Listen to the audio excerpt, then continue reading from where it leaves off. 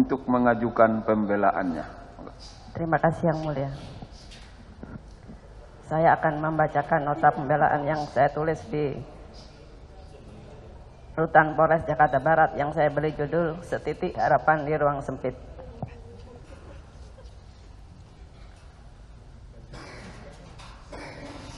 Yang Mulia Ketua Anggota Majelis Hakim, yang terhormat Jaksa Penuntut Umum, tim penasehat hukum, dan para hadirin yang saya hormatin.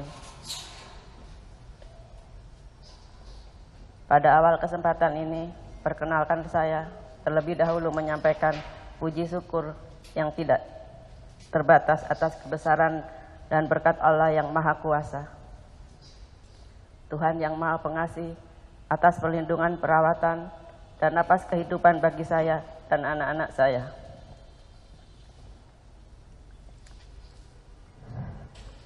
Di masa yang sulit yang sedang kami hadapi pada saat ini, saya juga mengucapkan terima kasih kepada Yang Mulia Majelis Hakim, penasehat hukum, dan jaksa penuntut umum yang dengan penuh kesabaran dan ketelitian telah memeriksa perkara ini semata-mata untuk menggali dan menemukan kebenaran yang begitu penting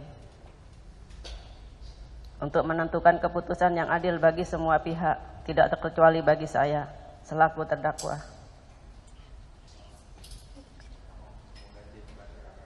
Saya juga menyampaikan terima kasih kepada masyarakat yang memberi dukungan kepada saya, sehingga membuat saya untuk tidak takut berkata jujur dalam masa persidangan ini. Saya pun ingin menyampaikan terima kasih kepada Yang Mulia Ketua dan anggota Majelis Hakim yang telah memberikan kesempatan kepada saya untuk menyampaikan nota pembelaan pribadi. Saya selaku terdakwa dalam perkara yang telah disidangkan pada Pengadilan Negeri Jakarta Barat ini.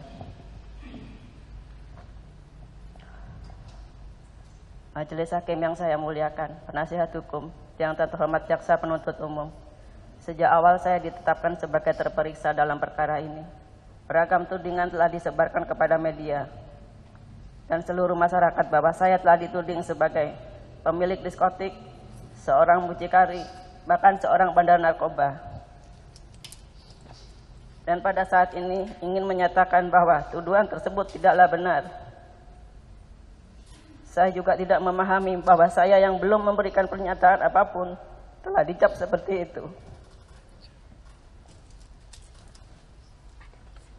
Di mana hal ini membuat keluarga saya, terutama anak-anak saya, menjadi depresi.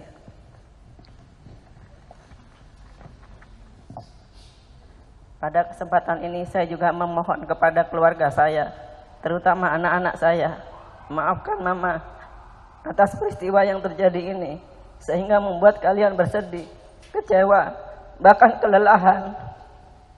Mama juga mohon maaf dan memohon ampunan kepada kalian, karena Mama belum bisa menemani kalian melewati setiap pertumbuhan kejadian dan perkara yang akan kami jalani dalam kehidupan kalian ke depannya.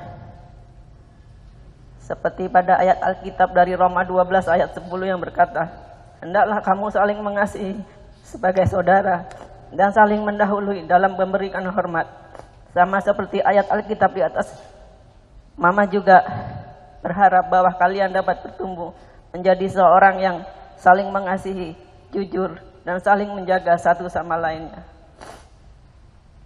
Saya juga berterima kasih kepada anak-anak saya karena kalian dengan penuh kasih dan kesabaran yang tidak pernah berhenti untuk terus memberi dukungan, menguatkan, dan meyakinkan bahwa masih ada keadilan yang bisa saya dapatkan.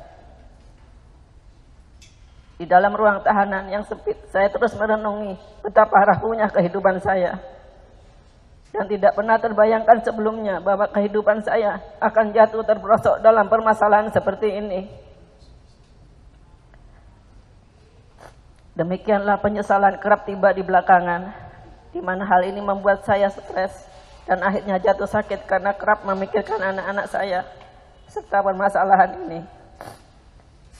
Majelis Hakim yang saya muliakan, menjadi kebanggaan yang luar biasa bahwa saya pernah membantu dalam mengungkap dan menangkap muatan kapal yang membawa narkotika di Batam pada tahun 2018. serta beberapa pengumpakan lainnya walaupun saya hanya seorang ibu rumah tangga. Penderitaan yang saya alami bermula dari saya menghubungi Bapak Teddy Minahasa lewat pesan singkat WhatsApp, di mana maksud saya pada saat itu hanya ingin bekerja kembali dan meminta modal ke luar negeri untuk menjual keris pusaka beliau, yang dimana dulu pekerjaan ini belum dapat saya selesaikan akibat datangnya pandemi COVID-19. Karena saya berpikir jika saya dapat menjual keris pusaka tersebut, saya dapat memberikan kehidupan yang lebih baik untuk keluarga saya. Tapi ternyata balasan dari pesan singkat itu, beliau meminta saya untuk mencarikan lawan narkoba tersebut. Bahkan beliau menginginkan pembeli untuk dapat bertransaksi di daerah Sumatera Barat. Dan pada saat itu saya hanya berpikir bahwa karena beliau berpangkat tinggi, maka tidak akan terjadi apa-apa pada saya jika saya melakukan perintah dari beliau. Naif memang pemikiran. Tapi saya tahu pada saat itu saya tidak berpikir jauh ke depan dan hanya berpikir bahwa saya bisa mendapatkan modal untuk biaya akomodasi saya. Karena pemikiran saya seperti itu, seperti ini dan faktor ekonomi, makanya perintah tersebut saya lakukan. Saya menjalankan perintah Bapak Teddy Minahasa untuk mencarikan lawan dan berhasil mendapatkan 350 juta rupiah, di mana Bapak Teddy meminta saya untuk menyerahkan uang tersebut kepada Dodi. Di mana dalam persidangan yang berlangsung, malah saya dituduh sebagai seorang bandar narkoba, yang dimana dikatakan oleh Bapak Teddy Minahasa bahwa beliau tidak pernah menerima uang tersebut dan tidak pernah memberikan perintah untuk mencarikan lawan atau mencarikan pembeli. Pada akhirnya saya difitnah oleh Pak Teddy Minahasa dengan dalih sakit hati karena dikatakan bahwa saya tidak telah menipu beliau. Padahal tahun 2019 saya saat gagal penyelidikan di Laut Cina Selatan yang beliau lakukan bersama saya saat masih berada di kapal, saya sudah meminta maaf karena belum berhasil, dan saat itu juga beliau berkata sudah ikhlas dan memaafkan saya.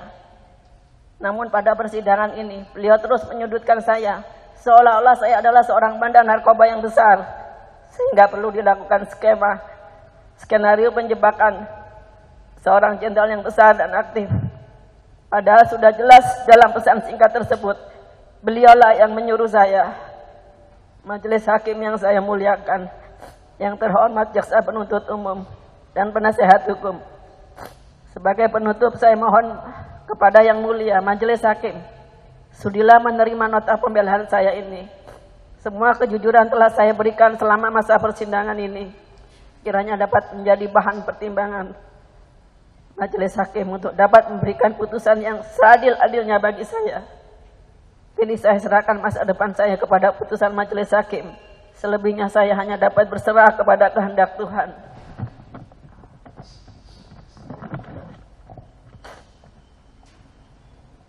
Demikian nota pembelaan pribadi yang dapat saya sampaikan, dengan harapan dapat dikabulkan oleh Yang Mulia Ketua dan Majelis Hakim yang terhormat. Terima kasih. Bisa diserahkan ke kami nota pembelaan tertulisnya. Cuman satu atau ada rangkapnya? Cuman satu ini. Baik, silakan duduk. Baik, menurut terdakwa hanya satu dibuat, tapi nanti akan. Saya Friska Clarissa. Saksikan program-program Kompas TV melalui siaran digital, pay TV, dan media streaming lainnya. Kompas TV, independen, terpercaya.